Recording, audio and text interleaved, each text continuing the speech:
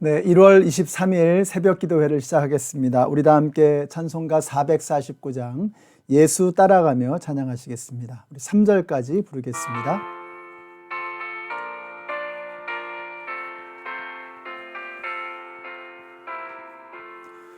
예수 따라가며 복음 순종하면 우리 행할 기와 나겠네. 주를 의지하며 순종하는 자는 주가 늘 함께 하시리라. 의지하고 순종하는 길은 예수 안에 즐겁고 복된 길이로다. 해를 당하거나 우리 고생할 때 주가 위로해 주시겠네. 주를 의지하며 순종하는 자를 주가 위해 주시리라. 의지하고 순종하는 길은 예수 안에 즐겁고 복된 길이로다. 짐을 지고 슬픔 위로하면 주가 상급을 주시겠네. 주를 의지하며 순종하는 자를 항상 복 내려 주시리라. 의지하고 순종하는 길은 예수 안에 즐겁고 복된 길이로다. 아멘. 오늘 우리에게 주시는 하나님의 말씀은 시편 97편의 말씀입니다. 그 중에서 6절과 7절의 말씀을 읽겠습니다. 하늘은 그의 의로우심을 선포하고 만 백성은 그의 영광을 본다. 조각된 신상을 섬기는 자는 누구나 수치를 당할 것이며 헛된 우상을 자랑하는 자들도 부끄러움을 당할 것이다. 모든 신들아 주님 앞에 엎드려라. 아멘. 네, 시편 97편입니다. 95편에서부터 100편까지 이어지는 이 신정 모음집의 세 번째 노래입니다. 이 97편은 누가 지었는지를 알 수 없는 노래죠. 다만 70인 역에 따르면 이게 다윗의 노래라고 했는데 이게 정확하게 다윗이 시편을 상징하기 때문에 다윗의 노래라고 했는지 정말 다윗이 지었는지 정확하게 알기는 참 어렵습니다. 다만 내용은 어제 96편하고 아주 비슷합니다.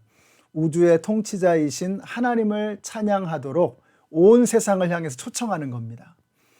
다만 이제 인상적인 것은요, 이 노래가 축제로 시작이 된다는 거예요. 그래서 1절 말씀이 오늘 굉장히 중요한데 이렇게 말씀하죠. 주님께서 다스리시니 온 땅아 뛸 듯이 기뻐하여라. 많은 섬들아 즐거워하여라. 기뻐하라, 즐거워하라. 이렇게 말씀하고 계세요. 기뻐하고 즐거워하는 것, 그게 언제 우리에게 주어지는 축복이 되느냐. 1절에 보니까 주님께서 다스리시니 라고 했어요. 그러니까 주님이 다스리실 때 우리가 뛸 듯이 기뻐하고 즐거워할 만한 일들이 생겨나게 된다는 것입니다. 이게 당연한 것입니다. 인간은 하나님의 통치 아래에 있을 때 가장 행복한 것입니다. 에덴 동산을 보세요.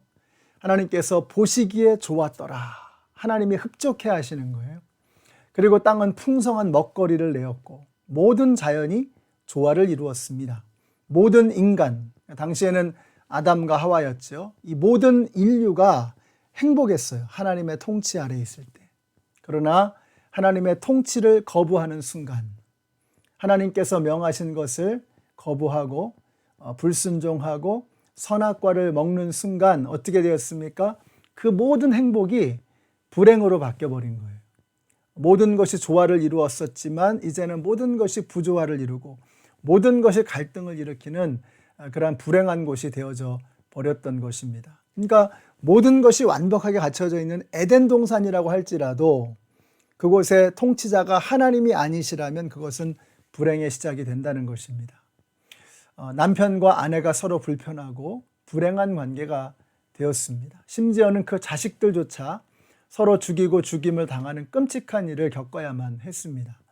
자연과 인간의 조화가 깨어지고 가시나무와 엉겅퀴를 내는 그런 척박한 토양이 되고 말았습니다.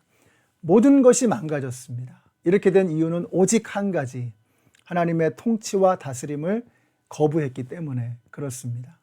하나님의 다스림을 거부하고 인간이 스스로 하나님이 되려고 할 때 교만과 죄악으로 가득 찬 에덴 동산은 불행의 자리가 되고 말았던 것입니다. 저는 우리 연합장로교회 성도님들이 정말 행복하고 정말 의미 있는 인생을 살아가는 그런 성도님들이 되시기를 바랍니다. 그 비결이 뭐냐? 오늘 말씀에서 우리에게 너무나 명확하게 일러주고 계세요. 하나님이 통치하시고 다스리실 때 뛸 듯이 기뻐하고 행복하고 즐거운 삶이 찾아온다는 것입니다. 성경 전체가 우리에게 일러주고 있는 메시지가 바로 그것입니다. 에덴 동산에서 하나님의 통치와 다스림에 순종했을 때 인간은 더없이 행복하고 모든 피조물 세계가 행복했습니다. 그러나 하나님의 통치와 다스림을 거부할 때 가시나무와 엉겅퀴를 내고 인간이 서로 반목하는 그런 불행의 시작이 되었다라는 것입니다. 이걸 통해서 우리가 오늘 이 아침에 명확하게 마음에 새겨야 할 것이 이것입니다. 하나님의 통치하심을 인정하고 받아들일 때 우리에게 참된 기쁨이 찾아온다는 것입니다. 그것을 거부하면 우리는 불행한 삶을 살기 시작하게 된다는 것입니다. 시편 22편 5절에서 이렇게 노래합니다. 주의 진리로 나를 지도하시고 교훈하소서. 주의 진리로 나를 지도하시고 교훈하소서. 그러니까 주님의 진리로, 주님의 말씀으로 나를 다스리소서, 이런 이야기입니다. 마태복음 6장 10절에서는 예수님께서 기도할 때 이렇게 기도하라고 가르쳐 주시죠.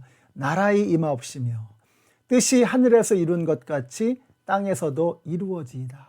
네, 하나님의 나라가 임해야 한다는 것입니다.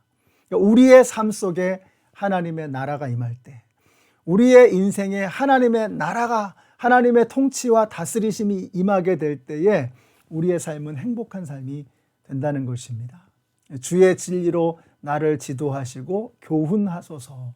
오늘 이 말씀을 우리 성도님 마음속에 새겨넣게 되시기를 바랍니다. 그래서 우리를 통해서 뜻이 하늘에서 이루어진 것 같이 이 땅에서도 이루어질 수 있기를 축복합니다. 그런 역사가 어떻게 일어날 수 있느냐? 하나님의 진리의 말씀이 우리를 지도하시고 다스리실 때 우리를 통해서 이 땅에 하나님의 나라가 임하게 된다는 것입니다. 자, 그러면 구체적으로 어떤 축복이 있느냐? 오늘 말씀의 11절에 이렇게 말씀하세요. 빛은 의인에게 비치며 마음이 정직한 사람에게는 즐거움이 샘처럼 솟을 것이다. 여러분, 하나님께서 다스리실 때 우리의 심령 가운데 빛이 임하게 될 줄로 믿습니다.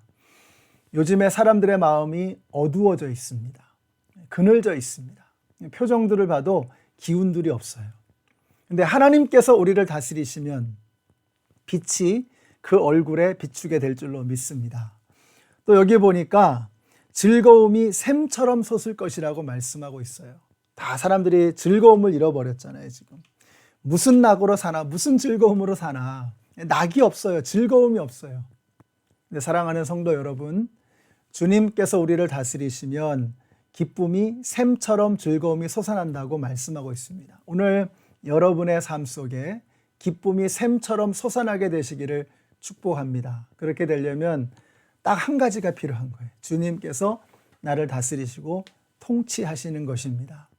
사랑하는 성도 여러분, 오늘 하나님께서 우리의 가정을 다스리시면 우리의 가정이 에덴 동산이 될 줄로 믿습니다. 하나님께서 우리의 사업체를 주관하시면 우리의 사업체 가운데 모든 질서가 바로잡히고 모든 막혀있던 것들이 뚫려지는 역사가 나타나게 될 줄로 믿습니다. 사람과 사람 사이의 관계도 마찬가지죠. 그 관계 속에 하나님께서 다스리시고 통치하시는 은혜가 흘러가게 되면 그 모든 막혀있던 관계가 풀려지고 다시 화합하고 화목해지는 역사가 나타나게 되는 것입니다. 오늘 우리의 마음에 즐거움이 샘처럼 솟아나는 축복이 있게 되시기를 바랍니다. 그래서 하나님의 다스림을 흔쾌히 기쁨으로 받아들이고 행복해지시는 오늘 하루가 되시기를 우리 예수님의 이름으로 축원합니다. 기도하겠습니다. 하나님 감사합니다. 오늘 저희들에게 정말 이렇게 암울하고 어둡고 침울한 그런 불행한 것처럼 느껴지는 이 시대, 이 상황 속에서 우리가 행복하게 기쁨이 샘처럼 솟아나는 그 즐거움의 비결을 알게 하시니 감사합니다.